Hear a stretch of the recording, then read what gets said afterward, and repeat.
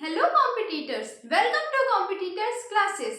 आज हम कंटिन्यू करेंगे सेल बायोलॉजी के थर्ड पार्ट के साथ। पहला और दूसरा पार्ट आप प्लेलिस्ट में जाके चेक कर सकते हैं। पहले और दूसरे पार्ट में हमने इंट्रोडक्शंस देखा, कुछ पिगमेंट्स के बारे में हमने देखा था। आगे हम सेल ऑर्गेनल्स और प्लास्टिड्स के सब टाइप्स के साथ में जो है वो कंटिन्यू करेंगे। तो ठीक है, बिना टाइम वेस्ट किए हम लोग सीधे मुद्दे पे आते हैं। तो आज हम क्या देखने वाले हैं? आज हम प्लास्टिड्स के बारे में देखने वाले हैं। लास्ट क्लास में मैंने बताया था कि प्लास्टिड्स तीन प्रकार के होते हैं, तीन टाइप्स के होते हैं। ठीक है, कौन कौन से थ्री टाइप्स होते हैं? क्लोरोप्लास्ट, क्रोमोप्लास्ट और ल्यूकोप्लास्ट। एक बार क्विक रिवीजन करते हैं। मैंने बताया था क्लोरोप्लास्ट जो होता है वो ग्रीन कलर के लिए रिस्पॉन्सिबल होता है। पौधों में जो ग्रीन कलर होते हैं वो क्लोरोप्लास्ट की वजह से होते हैं। ठीक है, क्रोमोप्लास्ट क्यों होता है? फ्लावर्स में जो कलर्स होते हैं, जो डिफरेंट अलग अलग नीले पीले हरे गुलाबी जो कलर्स होते हैं वो किसकी वजह से होते हैं? क्रोमोप्लास्ट की वजह से होते हैं। और तीसरा टाइप मैंने बताया था ल्यूकोप्लास्ट। क्या बताया था मैंने? ल्यूकोप्लास्ट बताया था। ल्यूकोप्लास्ट कैसा प्लास्टिड होता है? ये एक कलरलेस प्लास्टिड होता है। ठीक है, आज हमको देखना है कि ये जो ल्यूकोप्लास्ट है ना, ये फर्दर तीन तरीके के होते हैं और इनके फंक्शंस क्या हैं। देखो, ल्यूकोप्लास्ट से इंडिविजुअली क्वेश्चंस पूछे गए हैं प्रीवियस ईयर्स में। ठीक है, तो इसको मैं स्टार पॉइंट करती हूँ। इसके जो तीन सब टाइप्स है वो आपके लिए बहुत इंपॉर्टेंट है। तो देखते हैं, ल्यूकोप्लास्ट कलरलेस प्लास्टिड होता है। इसका पहला टाइप है अमाइलोप्लास्ट। क्या है? अमाइलोप्लास्ट। ठीक है, पहला टाइप क्या है? अमाइलोप्लास्ट। अमाइलेज या अमाइलो जो शब्द होता है, जो वर्ड होता है ना, वो कार्बोहाइड्रेट के लिए यूज होता है। किसके लिए होता है? कार्बोहाइड्रेट के लिए। ठीक, तो अमाइलोप्लास्ट क्या करता है? ये प्लांट्स में कार्बोहाइड्रेट का स्टोरेज करता है। ठीक है, सेकंड है इलेओप्लास्ट या इलायोप्लास्ट भी बोलते हैं इसको। ये क्या होता है? इलायो जो वर्ड होता है ना, वो फैट से ऑयल के लिए यूज किया जाता है। तो सेकंड जो ल्यूकोप्लास्ट है, ठीक है, ल्यूकोप्लास्ट का जो सेकंड टाइप है इलायोप्लास्ट, ये क्या करता है? ऑयल्स या फैट्स का स्टोरेज करता है। कहां पे करेगा? घर में नहीं करेगा, प्लांट्स के अंदर करेगा। ठीक, तीसरा जो टाइप है वो है प्रोटियोप्लास्ट। कौन सा टाइप है? प्रोटियोप्लास्ट। ठीक है, प्रोटियो वर्ड क्लियर है, नाम से क्लियर है कि किसका स्टोरेज करेगा? प्रोटीन का स्टोरेज करेगा। एक बार क्विक रिवीजन करेंगे। प्लास्टिड्स एक सेल ऑर्गेनल होता है। ठीक है, प्लास्टिड्स के कितने टाइप होते हैं? तीन टाइप होते हैं, क्लोरोप्लास्ट, क्रोमोप्लास्ट और ल्यूकोप्लास्ट। ठीक, क्लोरोप्लास्ट ग्रीन कलर, क्लोरोफिल इसमें आता है। क्रोमोप्लास्ट फ्लावर्स की कलर्स के लिए रिस्पॉन्सिबल होते हैं। और थर्ड है आपका ल्यूकोप्लास्ट। ठीक, ल्यूकोप्लास्ट क्या होगा? कलरलेस होगा। ल्यूकोप्लास्ट के कितने टाइप्स होंगे? तीन टाइप्स होंगे। कौन कौन से होंगे? पहला होगा अमाइलोप्लास्ट जो कार्बोहाइड्रेट स्टोर करेगा। दूसरा होगा इलायोप्लास्ट जो ऑयल या फैट्स का स्टोरेज करेगा। और तीसरा होगा प्रोटियोप्लास्ट जो कि प्रोटीन का स्टोरेज करेगा। ठीक, आपको कहीं पर भी कोई भी डाउट आता है ना किसी भी सेक्शन में, तो आप कमेंट सेक्शन में कमेंट करके पूछा करो, बिल्कुल। ठीक है, अच्छा, प्रोटियोप्लास्ट जो होता है, कौन सा? प्रोटियोप्लास्ट जिसका प्रोटीन का जो स्टोरेज करता है, उसको हम एल्यूरोप्लास्ट के नाम से भी जानते हैं। किस नाम से? एल्यूरोप्लास्ट। देखो, आप में से जो भी नॉन साइंस बैकग्राउंड वाले होंगे ना, उनको ये नाम थोड़े से डिफिकल्ट लगते होंगे और मैं पूरी कोशिश कर रही हूँ कि यह बार बार रिपीट करो ताकि आपके लिए इजी हो कैच करने में, कैरी करने में। तो जो भी आपको प्रॉब्लम जा रही होगी तो आप प्लीज बताओ, तो उसको मैं उस हिसाब से शॉर्ट करने की कोशिश करूंगी। ठीक है, तो प्रोटियोप्लास्ट को हम एल्यूरोप्लास्ट के नाम से भी जानते हैं। अच्छा, एल्यूरोप्लास्ट इसका क्या यूज है? तो जो किसी भी पौधे के जो सीड होते हैं, जो बीज होते हैं ना, उसमें एक लेयर प्रेजेंट होती है उसकी कोटिंग में। सपोज ये एक सीड है तो इसके ऊपर में एक लेयर प्रेजेंट होगी। ठीक है, तो इस लेयर को हम क्या बोलते हैं? एल्यूरोन लेयर बोलते हैं। क्या बोलते हैं? Aleurone layer. ये एक प्रोटीन की लेयर प्रेजेंट होती है जो कहाँ पाई जाती है? सीड में पाई जाती है। और ये है आपका 5 स्टार क्वेश्चन। ठीक, 5 स्टार क्वेश्चन मतलब ये बहुत बार पूछा गया क्वेश्चन है कि एल्यूरोन जो लेयर होती है वो किस में प्रेजेंट होती है? तो वो सीड में प्रेजेंट होती है। मैंने पहले भी बताया कि जो नोट्स आपको मिल रहे हैं वो एक्चुअली में बहुत सुपीरियर क्वालिटी के हैं, अप टू पॉइंट है, कॉम्पिटिटिव एग्जाम्स के लिए मस्ट है। तो आप अच्छे से देखो, सारी चीजों को समझो, बहुत इजी वे में आपको समझ आएगा और आप एग्जाम में अच्छे से क्वेश्चंस अटेम्प्ट कर पाओगे। ठीक है, हमने अभी तक क्या देखा, प्लास्टिड्स देखा, उसके तीनों टाइप देखे और ल्यूकोप्लास्ट के सब टाइप्स पे देखे। ठीक, आगे हम बात करते हैं राइबोसोम के ऊपर। राइबोसोम जिसका नाम हम बहुत अच्छे से सुन चुके हैं सारे सेल ऑर्गेनेल्स में, ऐसे भी जनरली थोड़ा बहुत भी 10th लेवल की बायोलॉजी में भी आपको पता है कि राइबोसोम बहुत इंपॉर्टेंट पार्ट होता है। तो राइबोसोम का क्या काम होता है? राइबोसोम जो है वो हमारे प्लांट्स में या बॉडी में, मतलब सेल के अंदर में बोल दो, ठीक है, सेल के अंदर में प्रोटीन सिंथेसिस का काम करता है। किसका काम करता है? प्रोटीन सिंथेसिस का। अच्छा, एक चीज मैं आप में से आप लोग बताना, जैसे मैं लाइव नहीं हूं, अदरवाइज आपसे क्वेश्चंस पूछती, ठीक है। प्रोटीन जो होता है वो किसी भी सेल में या किसी भी ऑर्गन में या किसी भी ऑर्गन सिस्टम में या बॉडी में इतना इंपॉर्टेंट रोल प्ले क्यों करता है, इसका क्या काम होता है, ये आप लोग कमेंट सेक्शन में कमेंट करके बताओगे। और जब भी हम लाइव मिलेंगे तो इस तरीके के क्वेश्चंस और डिस्कशन करेंगे। ठीक, राइबोसोम क्या करता है? प्रोटीन सिंथेसिस का काम करता है। राइबोसोम को हम और क्या बोलते हैं? तो राइबोसोम को हम प्रोटीन फैक्ट्री, क्या बोलते हैं हम?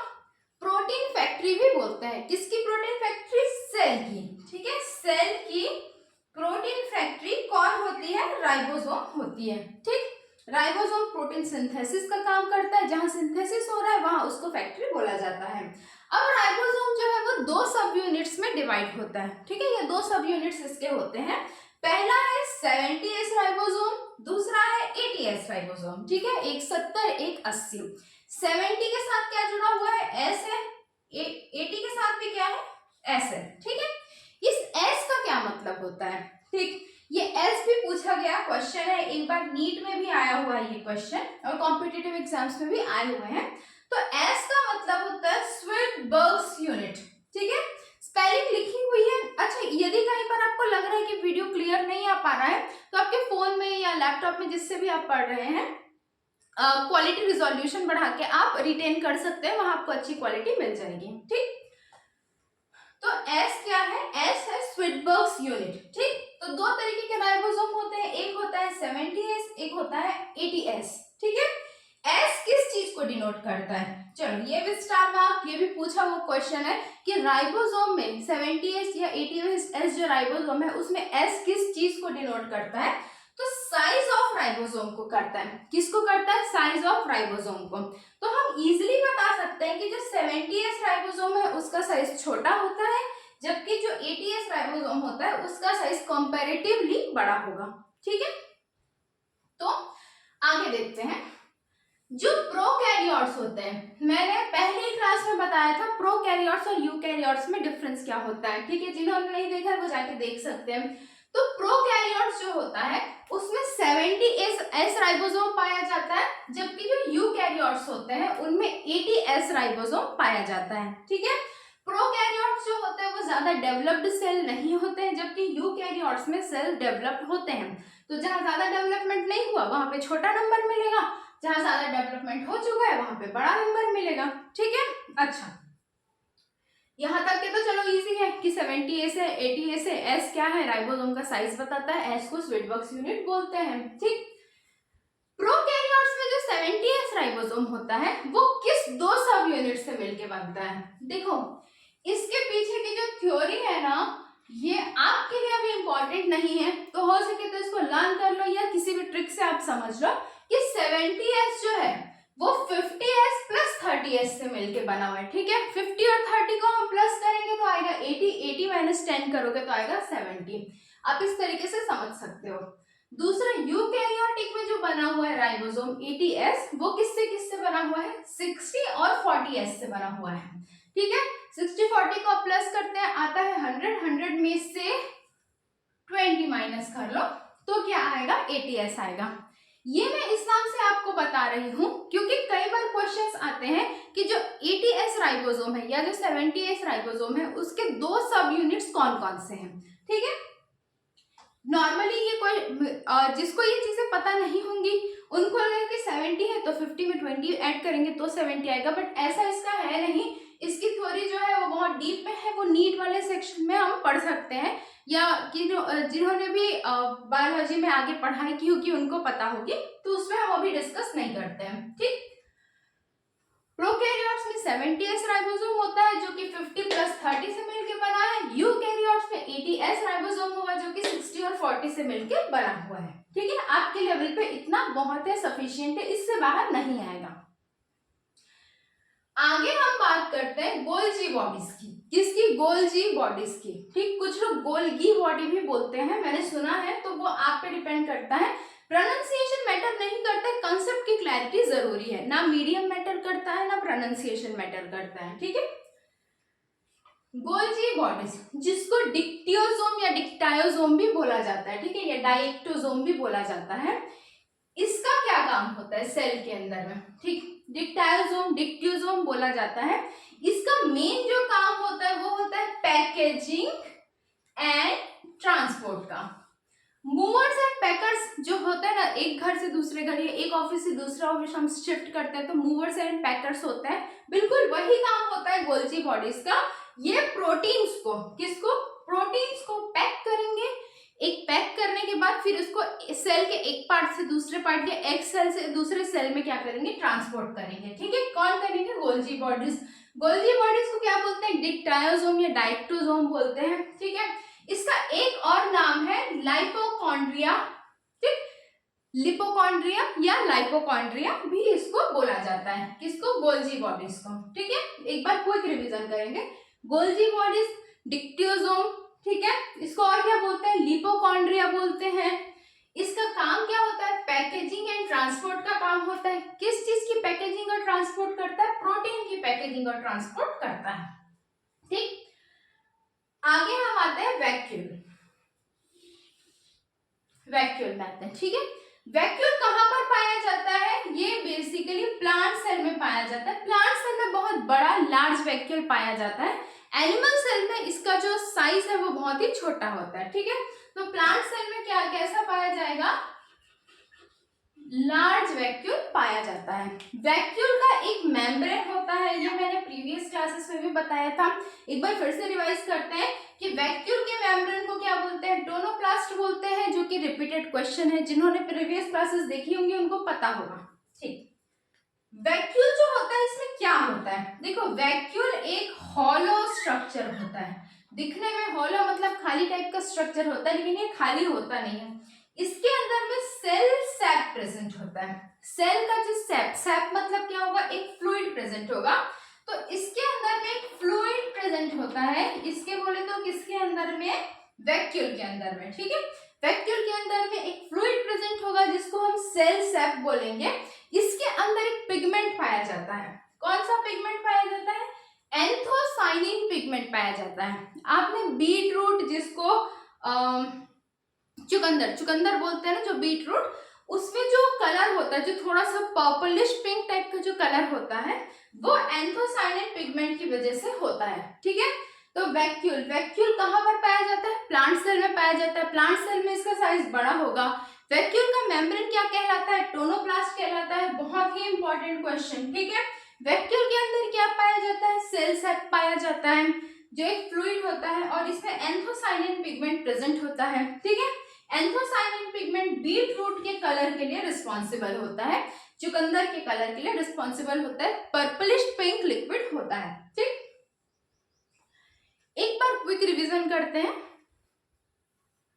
प्लास्टिड्स देखा हमने, क्लोरोप्लास्ट, क्रोमोप्लास्ट, ल्यूकोप्लास्ट। ल्यूकोप्लास्ट के कलरलेस होता है। इसके 3 टाइप्स, अमाइलोप्लास्ट कार्बोहाइड्रेट स्टोर करेगा, इलायोप्लास्ट ऑयल और फैट स्टोर करेगा, प्रोटियोप्लास्ट प्रोटीन का स्टोरेज करेगा। प्रोटियोप्लास्ट को एल्यूरोप्लास्ट भी बोलते हैं। एल्यूरॉन लेयर कहाँ मिलता है? सीड में या बीज में मिलता है।